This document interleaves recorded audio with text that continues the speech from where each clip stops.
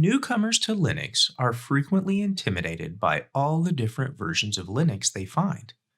In this video, we are going to briefly discuss what Linux is and why there are so many different Linux distributions.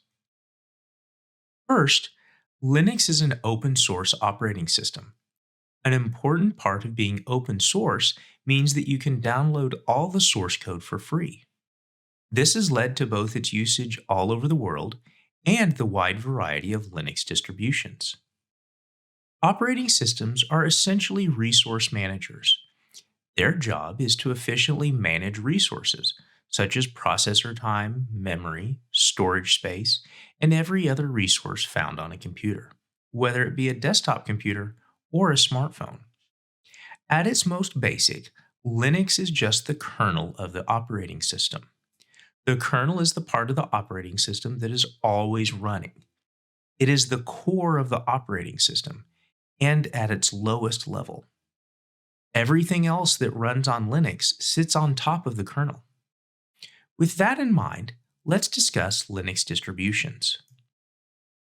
A Linux distribution is essentially the Linux kernel combined with all the other software you normally think of when you think of an operating system.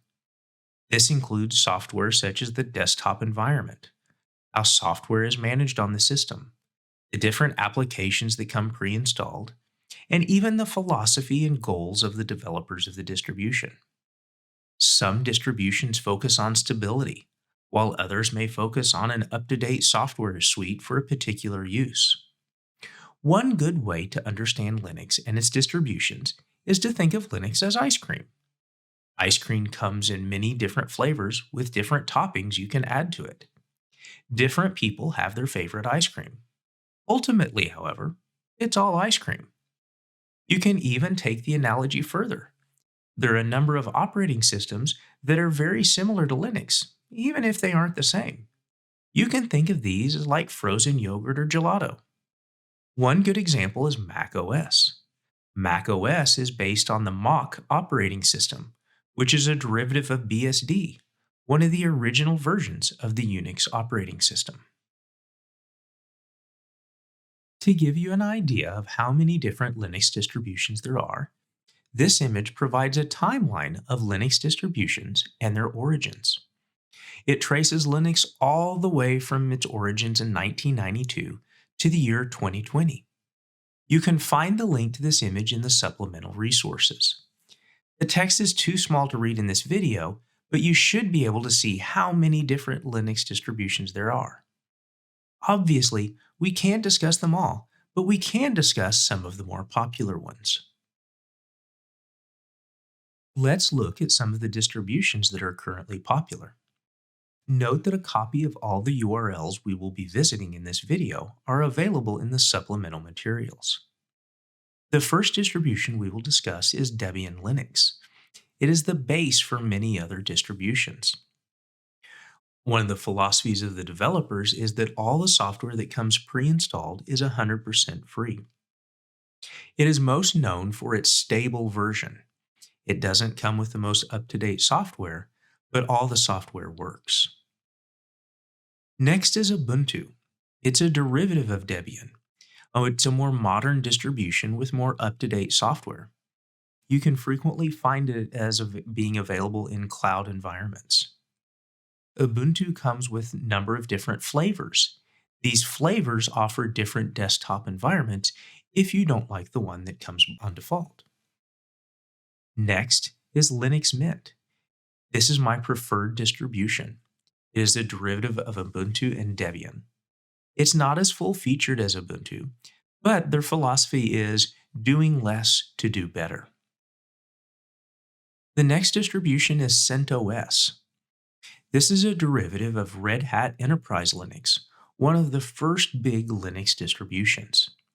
It's primarily used in corporate environments and often available in the cloud.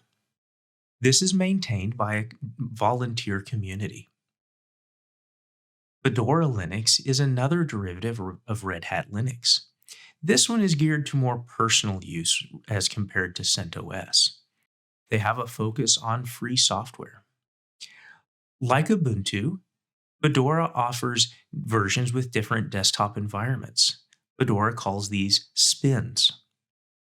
They also have Fedora Labs, which are versions of Fedora with different software bundles for different specific uses, such as astronomy, games, Python, and so on. Kali Linux is a popular cybersecurity distribution.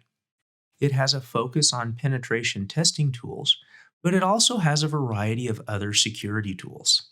Kali is based on Debian.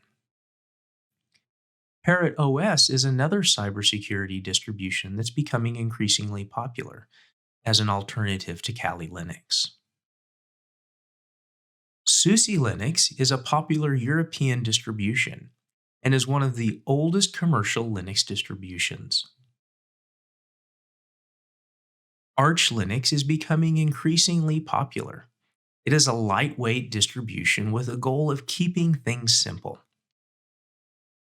There's a wide variety of other distributions that are available too.